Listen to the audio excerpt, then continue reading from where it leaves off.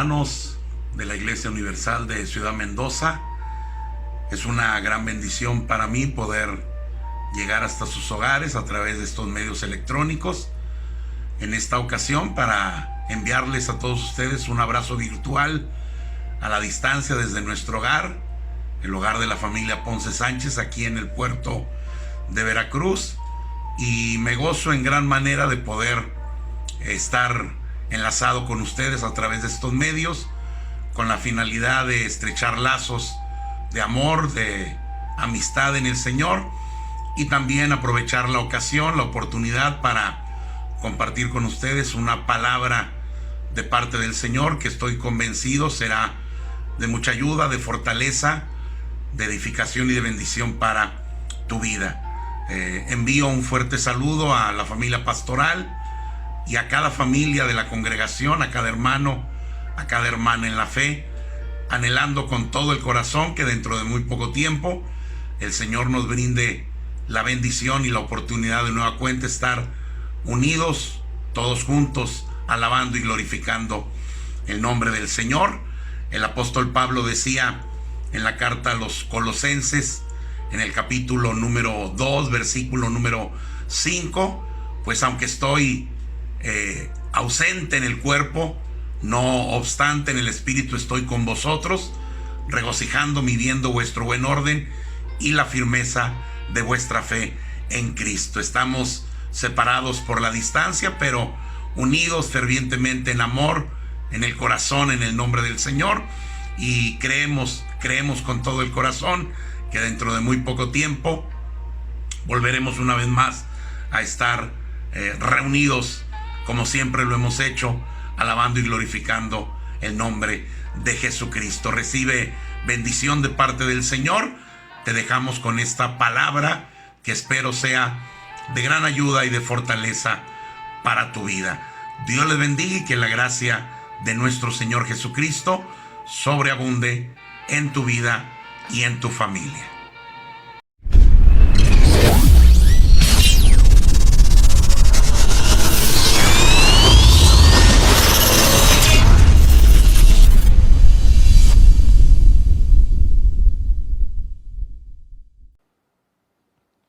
Romanos capítulo 8, en los versículos 37, 38 y 39. Voy a dar lectura y quiero que usted me siga con su vista, por favor, en esta porción de la palabra. Dice así la palabra del Señor: antes, en todas estas cosas somos más que vencedores por medio de aquel que nos amó, por lo cual estoy seguro de que ni la muerte, ni la vida, ni ángeles, ni principados, ni potestades, ni lo presente, ni lo porvenir, ni lo alto, ni lo profundo, ni ninguna otra cosa creada nos podrá separar del amor de Dios que es en Cristo Jesús, Señor nuestro. Señor amado, buen Dios y Padre celestial, te damos gracias por tu presencia en este lugar, Señor. Gracias por el corazón de tu pueblo, Señor, que hoy se rinde en adoración y alabanza delante de tu presencia. Reconocemos el poder de tu majestad, tu santidad y tu gloria sobre nuestras vidas. Nuestras vidas, Señor, están ya preparadas para ser ministradas a través de tu Espíritu Santo por medio de tu palabra. Y te rogamos que vengas a hablar de acuerdo a la necesidad del corazón de tu iglesia, y que por medio de tu palabra recibamos bendición, salvación y también vida eterna en tu nombre. Unge mis labios, usa mi vida, Señor, y habla conforme a los propósitos de tu voluntad. Y toda la gloria y la honra la daremos a ti desde ahora y para siempre.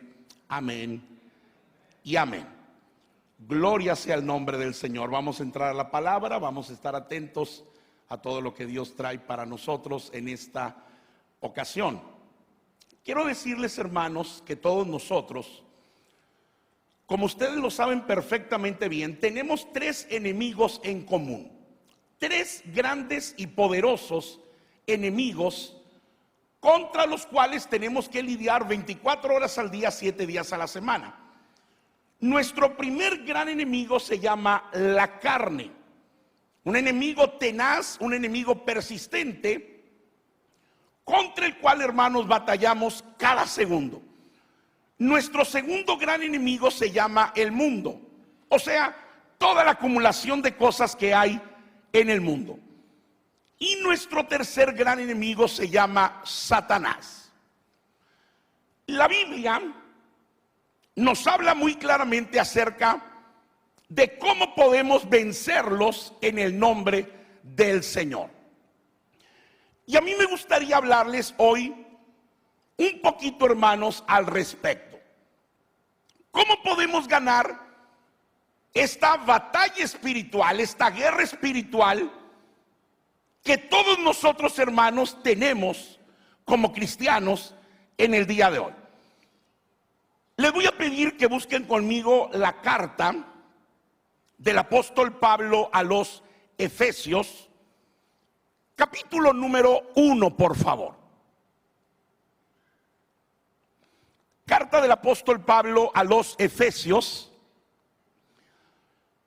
Esta carta, hermanos, quiero que sepan, es una carta importantísima, por una sencilla razón.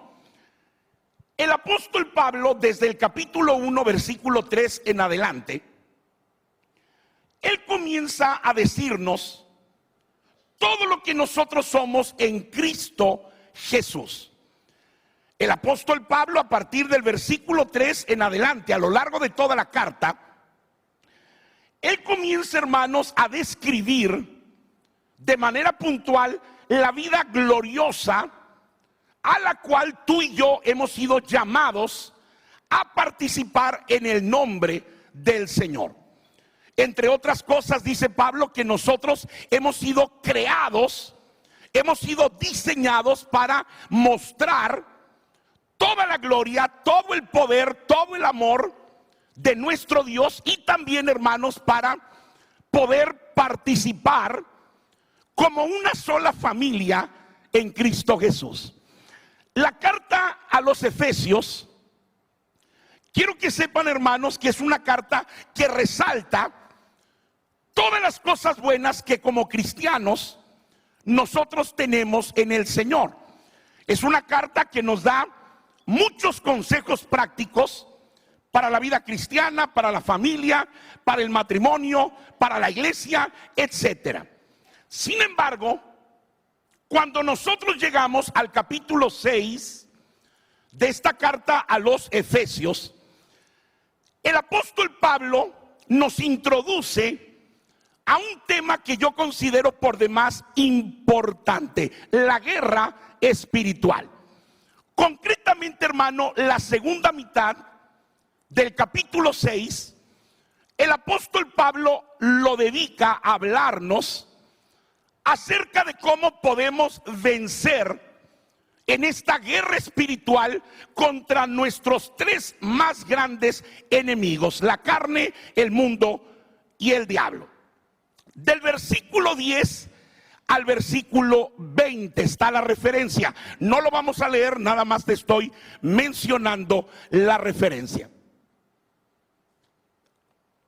¿Saben ustedes que a partir del verso 10, el apóstol Pablo nos enseña que hay dos cosas fundamentales que tenemos que hacer si en verdad queremos ganar la batalla espiritual día tras día? Y te los voy a mencionar ya. Versículo número 10.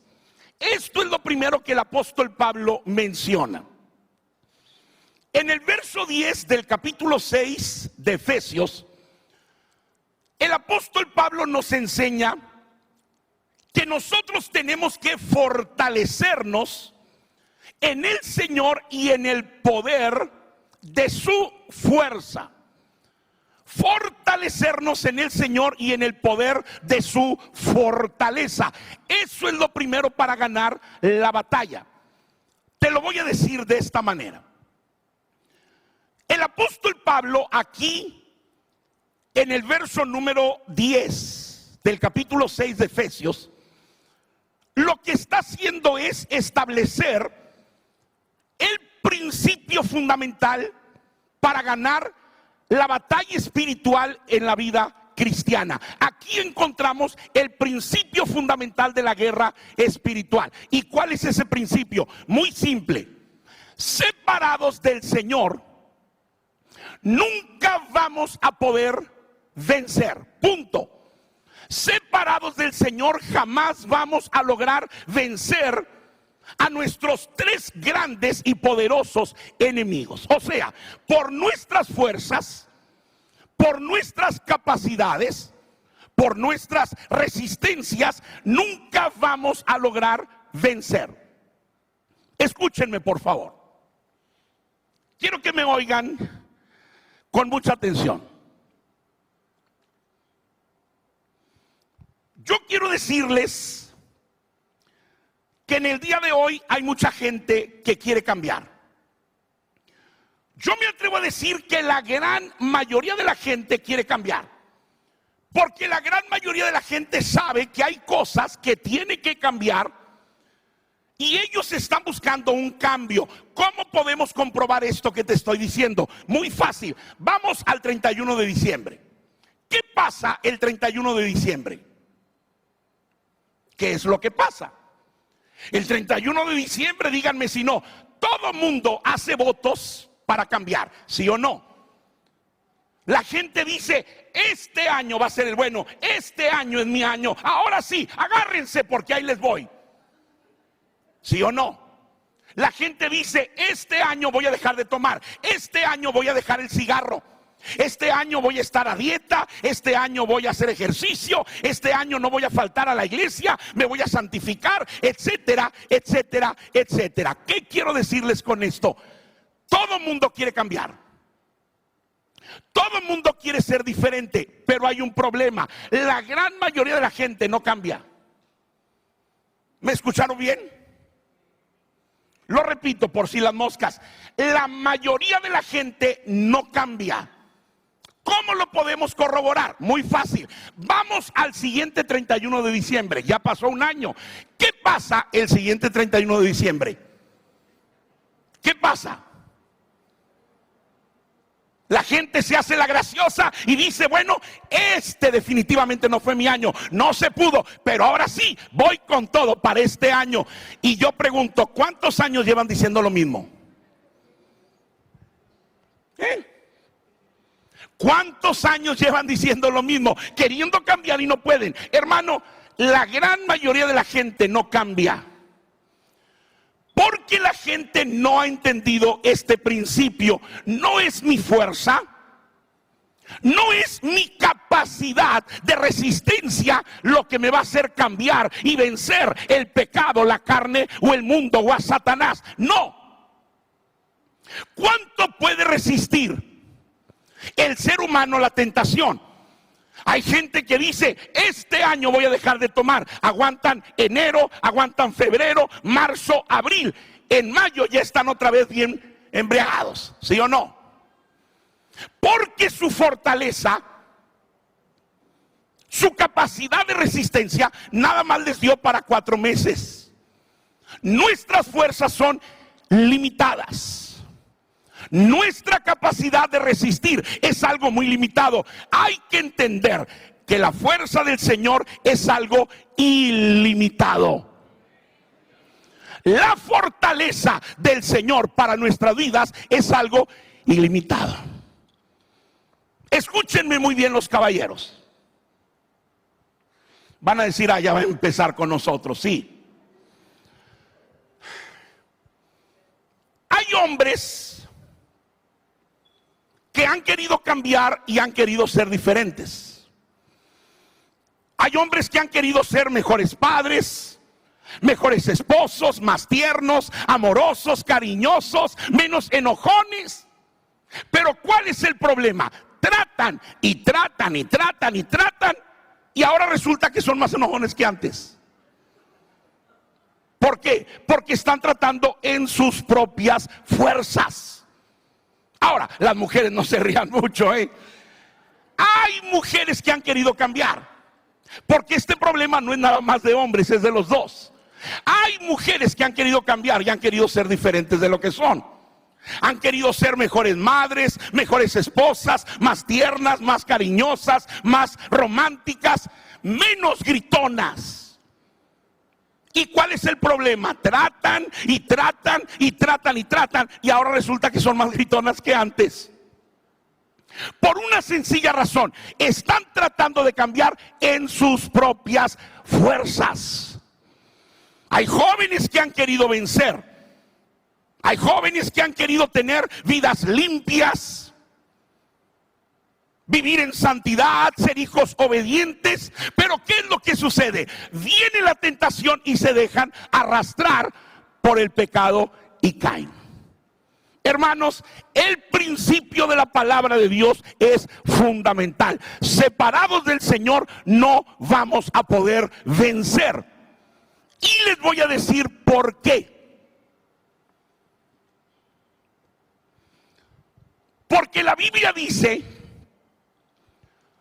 que hay algo en nosotros que se llama la ley del pecado en nuestros miembros. Ese es el problema en nuestra vida. La ley del pecado en nuestros miembros. ¿Dónde dice eso la Biblia? Romanos capítulo 7, la segunda mitad del capítulo 7. Prácticamente sobre la parte final, tú puedes encontrar a Pablo diciendo: miserable hombre de mí, ¿quién me librará de este cuerpo de pecado? Porque lo bueno que quiero no lo hago, el mal que no quiero, esto es lo que hago. Pablo decía: yo hallo que hay otra ley en mis miembros, la ley del pecado que me está jalando, dice Pablo, hacia abajo. ¿Por qué creen ustedes que la vida cristiana cuesta tanto trabajo? La santidad cuesta tanto trabajo. El consagrarse para Dios cuesta tanto trabajo. Es la lucha de la carne contra el espíritu. Y ese es el problema central, hermanos. Que cuando nosotros queremos cambiar, hay algo en nosotros, en nuestros miembros, la ley del pecado que nos está jalando hacia atrás para impedirnos cambiar e impedirnos cumplir el propósito de Dios en nuestras vidas. Tenemos que entender, hermano, cuán necesaria es la presencia de Dios en nuestras vidas. La Biblia dice en Efesios 3:17 que habite Cristo por la fe en vuestros corazones. Hermano, es por medio del poder de la presencia de Cristo en mí que yo puedo vencer todo lo que venga en mi contra en el nombre del Señor. No por mi capacidad, no por mi fortaleza, sino por el poder del Espíritu Santo que está en mí en el nombre del Señor. Por eso Cristo lo dijo en Juan 15:4: sin mí nada podéis hacer. Vamos a volver a Efesios 6,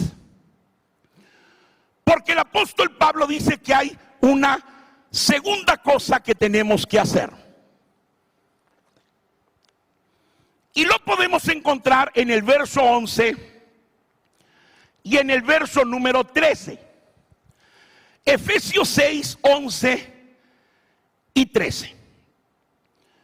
Pablo dice que después de fortalecernos en el Señor, hay una segunda cosa que tenemos que hacer para ganar la batalla espiritual. Nosotros tenemos, hermanos, que tomar y tenemos que ponernos la armadura de Dios. Debemos tomar y debemos ponernos toda la armadura de Dios. Yo estoy seguro, hermanos, que todos hemos estudiado este pasaje de la armadura de Dios. Hemos escuchado cualquier cantidad de mensajes explicándonos qué significa todo esto. Todos sabemos muy bien el significado de la armadura de Dios. Déjame presentártelo de una forma diferente. Escúchenme.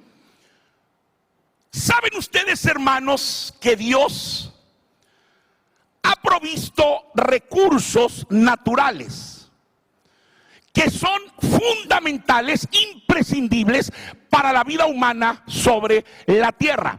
Recursos naturales sin los cuales no podríamos subsistir. Menciónenme uno, por favor.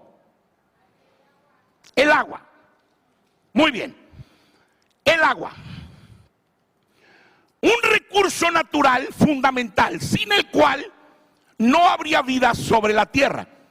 Todo lo que el ser humano hace día tras día necesita agua. Necesitamos agua para todo. Hermano, el agua es algo fundamental para nuestro organismo. Regenera nuestros órganos, nos limpia internamente, ayuda a la circulación de la sangre. En fin, tiene muchas propiedades para el crecimiento físico del cuerpo. El agua, un recurso fundamental. Yo pregunto, ¿de qué nos sirve un recurso natural tan valioso como el agua si no lo tomamos? Y si en vez de tomar agua tomamos Coca-Cola o Pepsi, que es lo mismo, ¿de qué nos sirve? ¿Saben ustedes que yo conozco gente que no toma agua simple? Conozco personas que dicen, hermano, por favor, no me ofrezcas agua simple porque me cae pesada, la devuelvo, no la tolero. Pero los ves con una coca de 3 litros y se la acaban. Y lo curioso es que la coca no les cae pesada, ni la devuelven. Y luego están todos enfermos, diabéticos, etcétera. ¿Por qué? Porque Dios nos ha dado un recurso que no estamos tomando. Un recurso que no estamos aplicando a nuestra vida, el agua. Otro recurso natural fundamental para las leyes de crecimiento es la comida, la buena comida, el buen alimento. Frutas, verduras, legumbres, semillas, granos, etcétera. Buena comida.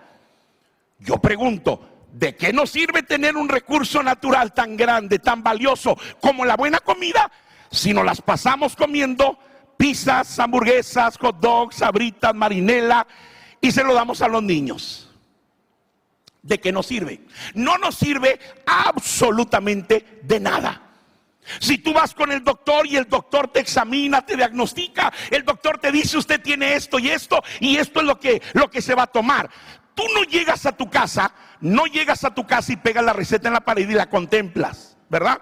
No, tú lo que haces es correr a la farmacia, surte la medicina, la tomas y la aplicas, porque es la única manera de poder sanar. Bueno, de la misma manera quiero decirles que Dios ha provisto recursos espirituales para nuestra fortaleza y para darnos la victoria. Se llama la armadura de Dios.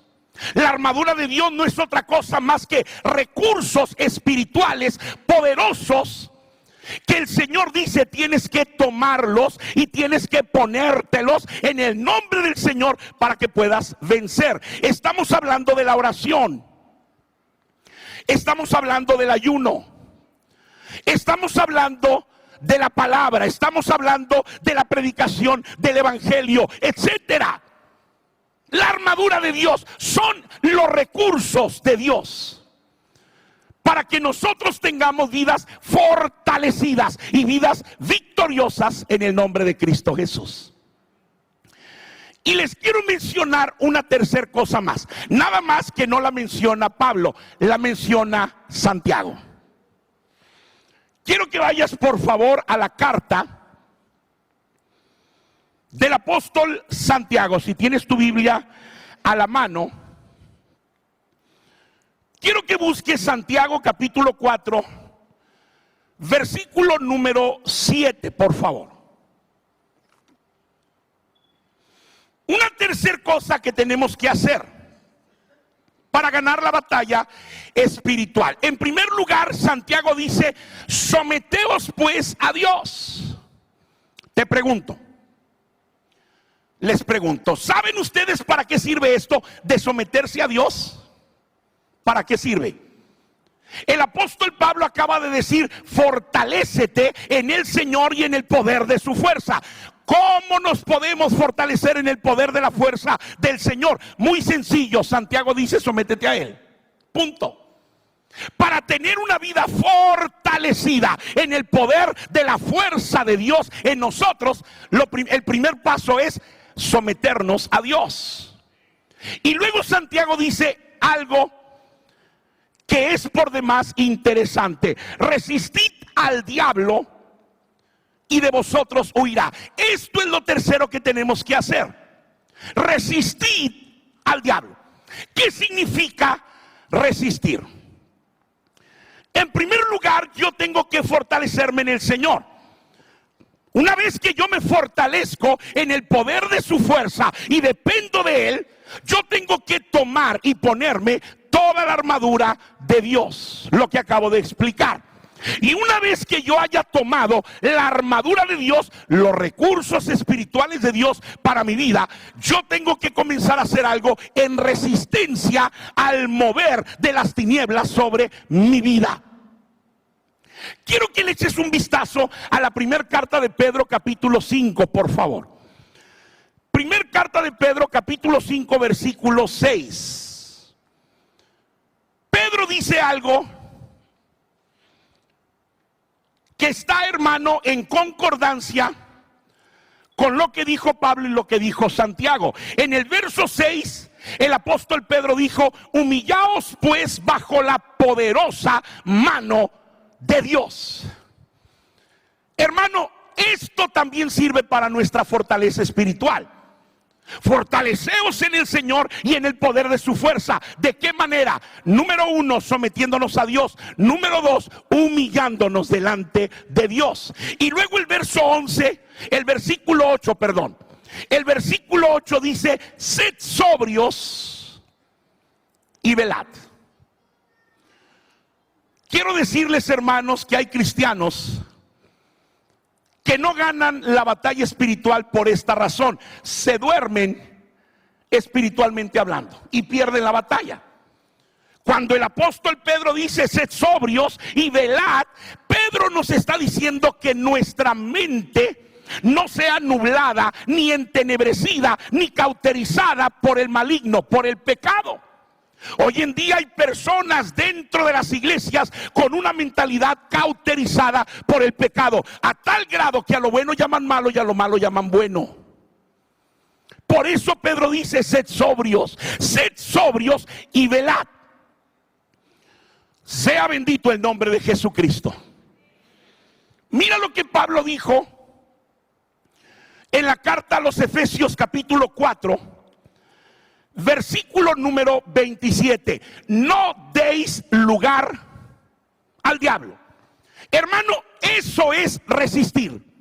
No darle lugar al diablo. Todos sabemos, hermanos, que el campo de batalla de Satanás es nuestra mente. Es ahí donde Satanás manda sus peores dardos de fuego para confundirnos y herirnos.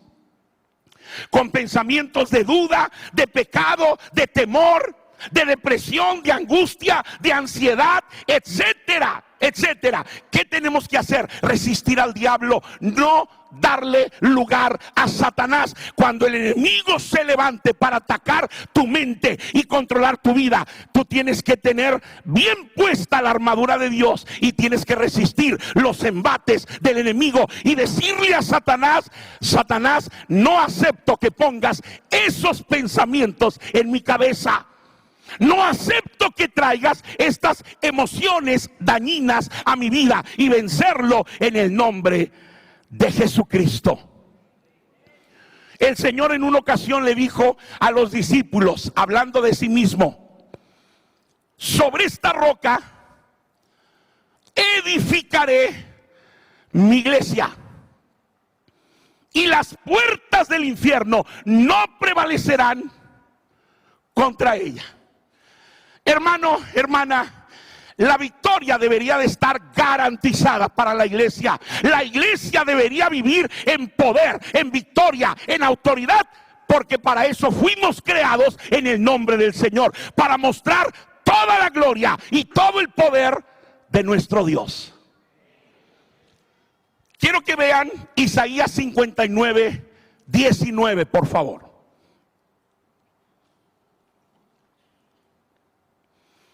Libro del profeta Isaías 59, versículo 19. La Biblia dice en la segunda parte que el enemigo vendría como río, con ímpetu, con fuerza, destructor, amenazante. El enemigo vendrá como río, mas el Espíritu del Señor Jehová, dice Isaías, levantará bandera contra él. Él es Jehová Nisi, nuestra bandera, nuestro estandarte, el que se levanta y pelea por nosotros en el nombre del Señor. Estamos llamados, hermanos, a vencer y no a perder. Estamos llamados a ganar, a una vida de victoria en el nombre del Señor. Déjenme agregar una cosa más, pero quiero que me pongan mucha atención, por favor. Nosotros no debemos ser cristianos nada más por beneficio personal. No debemos ser cristianos nada más en busca de un provecho personal.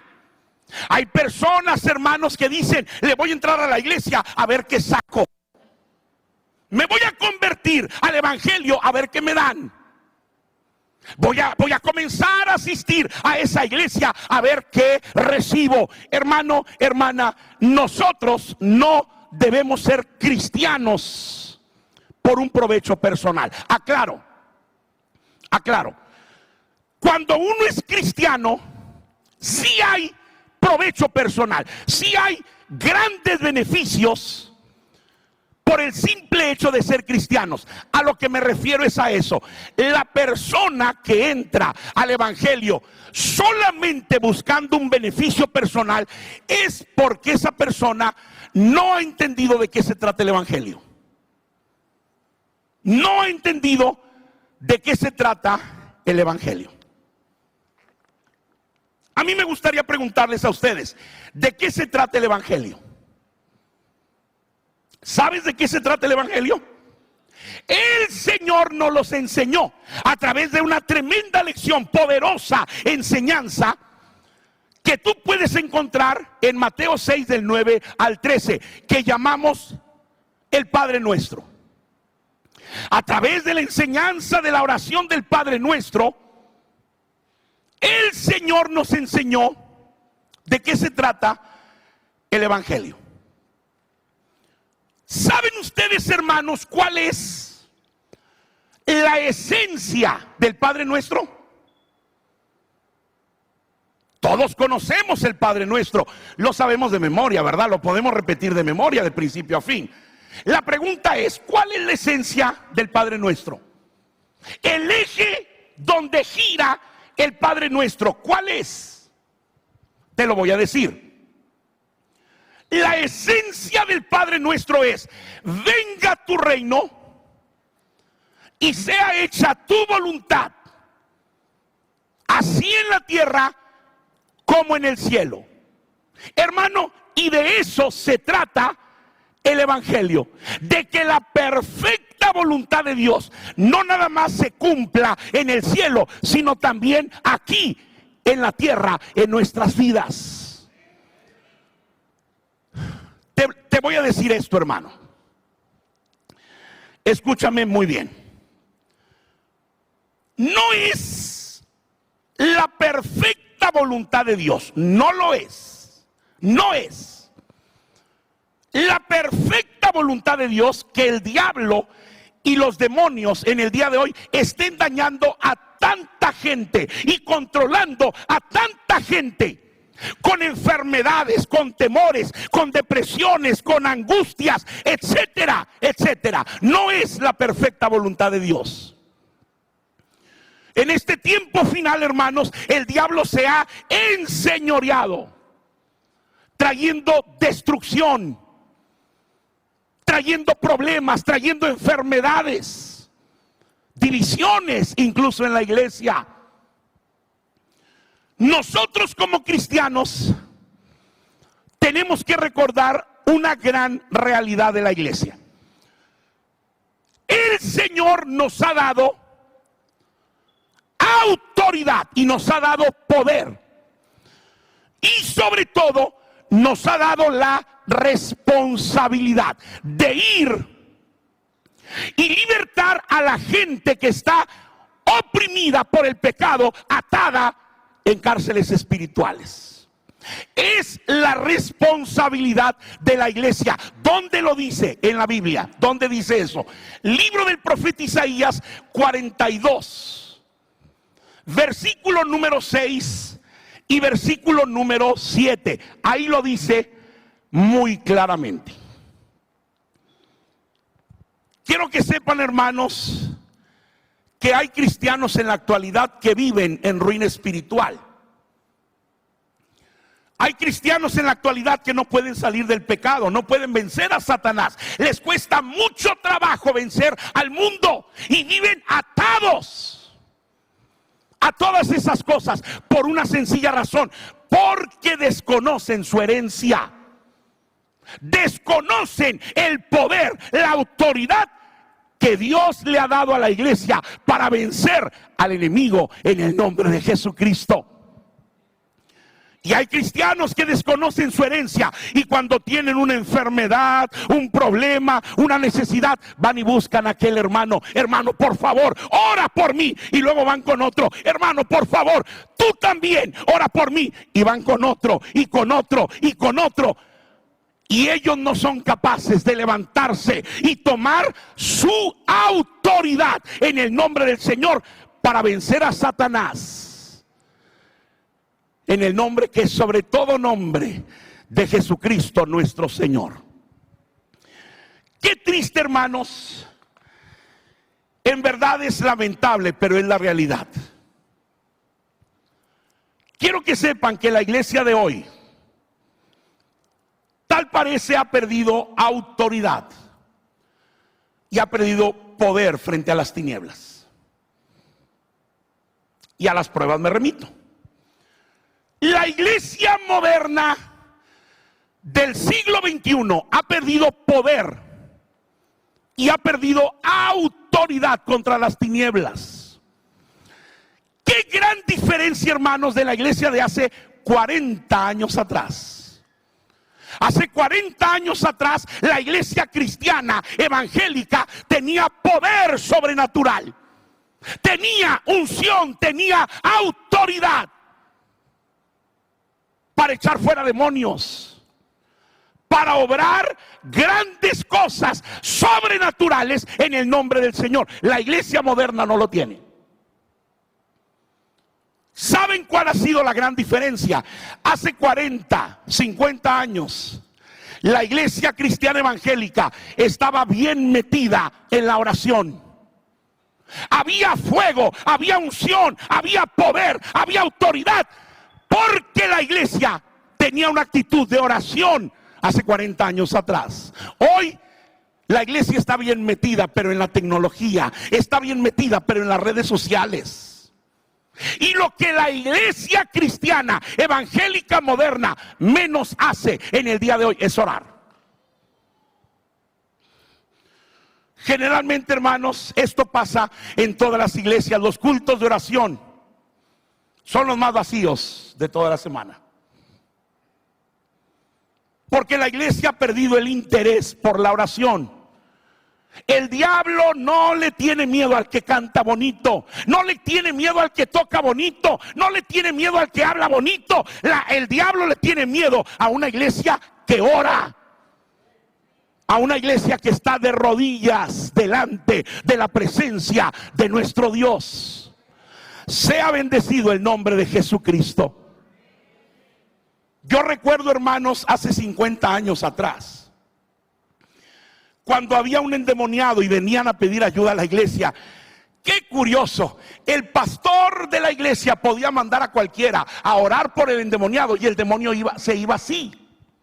Cualquiera.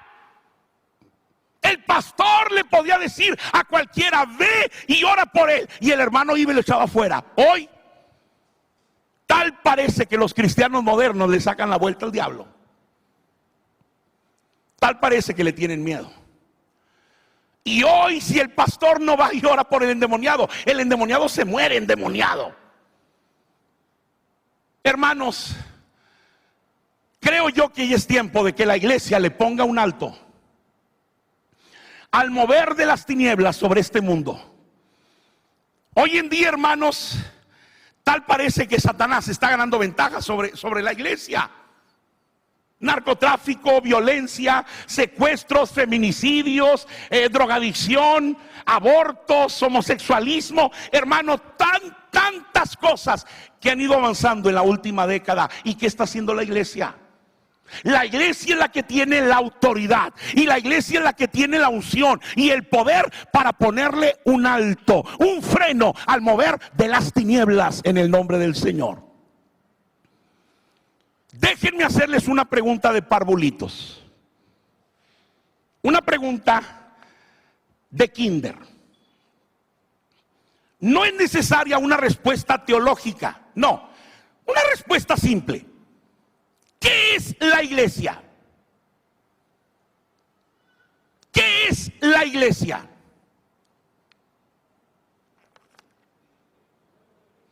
No es otra cosa más que el cuerpo de Cristo aquí en la tierra. Entonces, mira lo que dice Lucas capítulo 11, versículo 20. Lucas 11, 20. La Biblia dice que donde quiera que iba Cristo, donde quiera que se paraba Cristo, donde quiera que Él se presentaba, por el dedo de Dios, ¿qué cosa? Él echaba fuera los demonios. Donde quiera que Cristo se paraba, los demonios tenían que huir. Hermano, la iglesia es el cuerpo de Cristo. En teoría, donde quiera que la iglesia se pare, los demonios tendrían que salir así en el nombre del Señor. Por eso necesitamos estas tres cosas: fortalecernos en el Señor y en el poder de su fuerza. Necesitamos tomar y ponernos toda la armadura de Dios, y necesitamos resistir los embates del enemigo contra nuestras vidas. Una última cosa y termino. Concluyo diciéndoles esto: nosotros no tenemos autoridad para cambiar la voluntad de ninguna persona, de nadie. No tenemos el poder ni la autoridad de cambiar la voluntad de nadie. ¿Por qué? Por una sencilla razón que se llama libre albedrío. Algo que el Señor le dio al ser humano desde el principio de la creación en el huerto del Edén. Si nos remontamos a Génesis, al huerto del Edén, tú puedes darte cuenta cómo Dios no obligó a Adán y a Eva a que lo obedecieran. El Señor les dio la libertad de escoger, de decidir. Satanás tampoco los obligó a pecar contra Dios. La Biblia dice: Satanás los engañó con astucia, los sedujo.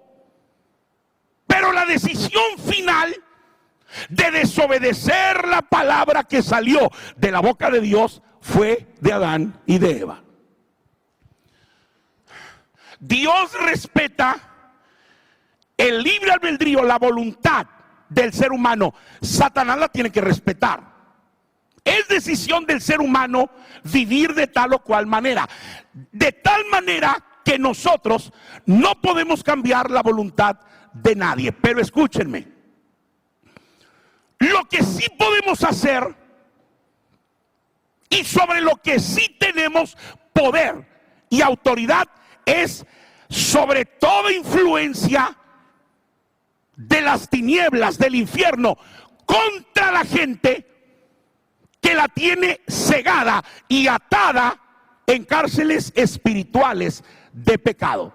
Por eso el apóstol Pablo decía en Efesios 6 que nuestra lucha no es contra sangre ni carne, sino contra principados, contra potestades también.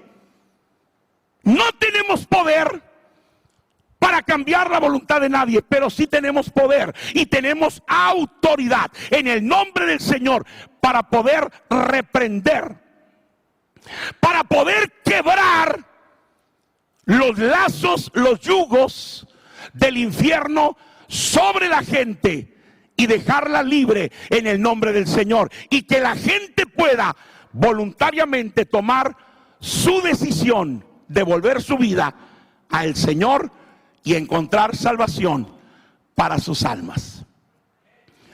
Por lo tanto, amados hermanos, hermanas, son las tres cosas que tenemos que hacer: fortalecernos en el Señor y en el poder de su fuerza, tomar y ponernos toda la armadura de Dios y resistir al enemigo. Y de esa manera, hermano, vamos a poder tener una vida cristiana victoriosa, de poder, de autoridad, en el nombre del Señor. Dios bendiga su santa palabra en esta noche. Dios bendiga a su iglesia. Pongámonos de pie, por favor, no vamos a hablar más. Al nombre del Señor sea la gloria. Al nombre del Señor sea toda la gloria. Ponte de pie. Vamos a orar y vamos a darle gracias al Señor en esta noche. Yo quiero abrir desde este altar, hermano. Quiero abrir el altar y quiero hacer un llamado. Si hoy tú necesitas hacer un compromiso con Dios y fortalecerte en el Señor, tomar de su fuerza.